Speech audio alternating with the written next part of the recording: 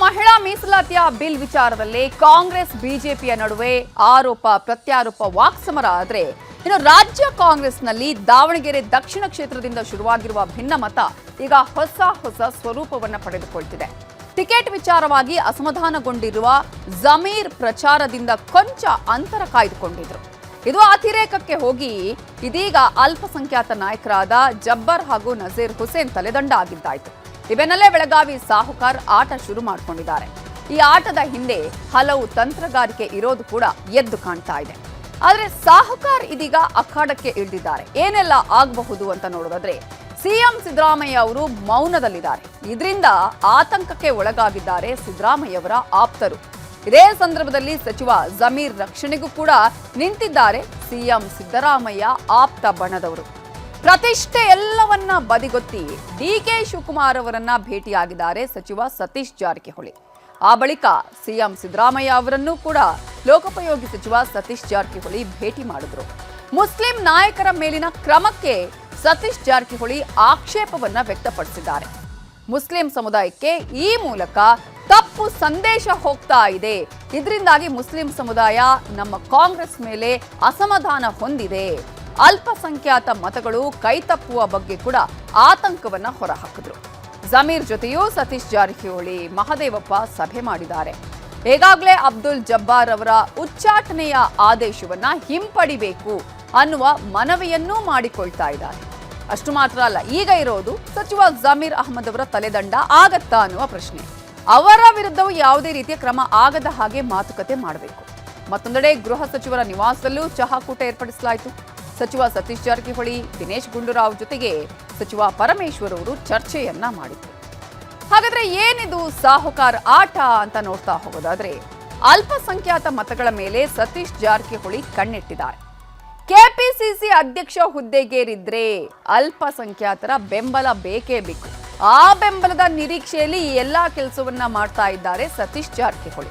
ಜೊತೆಗೆ ಅಹಿಂದ ನಾಯಕತ್ವವನ್ನ ಮತ್ತಷ್ಟು ಗಟ್ಟಿಗೊಳಿಸಿಕೊಳ್ಳುವಂತಹ ಪ್ರಯತ್ನ ತಂತ್ರ ಕೂಡ ಇದರ ಹಿಂದೆ ಅಡಗಿದೆ. ಸಿದ್ದರಾಮಯ್ಯ ಆದ ಬಳಿಕ ಯಾರು ಅನ್ನುವ ಪ್ರಶ್ನೆ ಇದೆ ಅಹಿಂದ ನಾಯಕರು.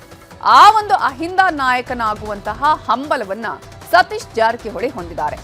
ತಾನಾಗಿಯೇ ಒದಗಿ ಬಂದಿರುವ ಅವಕಾಶವನ್ನ ಸದ್ಬಳಕೆ ಮಾಡಿಕೊಳ್ಳಬೇಕು ಅನ್ನುವಂತಹ ಯೋಚನೆ, ಪ್ಲಾನ್ ಅನ್ನ ಮಾಡಿಯೇ ಈ ರೀತಿಯಾದಂತಹ ಪ್ರಯತ್ನಗಳನ್ನ ಸಚಿವ ಸತೀಶ್ ಜಾರಕಿಹೊಳಿ ಮಾಡ್ತಿದ್ದಾರೆ. ಇನ್ನು ದಾವಣಗೆರೆಯ ವಿಚಾರದಲ್ಲಿ ನಡೀತಾ ಇರುವ ಬೆಳವಣಿಗೆಗಳ ಬಗ್ಗೆ ಕಾಂಗ್ರೆಸ್ ನಾಯಕರು ಹೇಳಿದ್ದೇನು?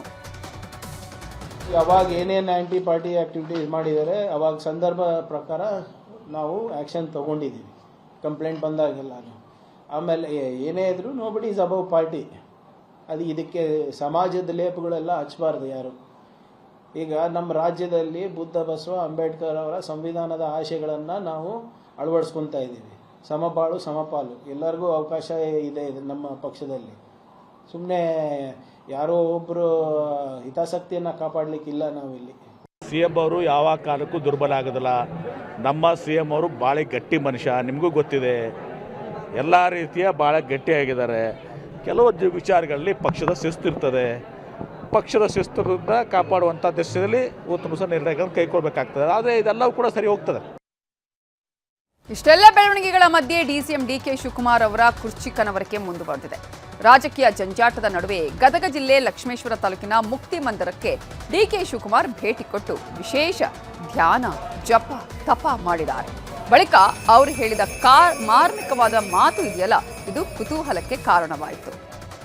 ಪೂಜೆ ಬಗ್ಗೆ ಡಿಸಿಎಂ ಡಿಕೆ ಶಿವಕುಮಾರ್ ಮತ್ತು ಮುಕ್ತಿ ಪೀಠದ ವಿಮಲಾ ರೇಣುಕಾ ಮುನಿ ಶಿವಾಚಾರ್ಯರು ಮಾತಾಡಿದ್ದಾರೆ. ಕೂಡ ಹೇಳಿದ್ರು ನಾವು ಸಿಎಂ ಆಗ್ತೀರಿ ಅಂತೇಳಿ. ಆ ಕಾಲ ಏನಾದರೂ ಸನ್ನಿಹಿತ ಬಂದಿದೆಯಾ?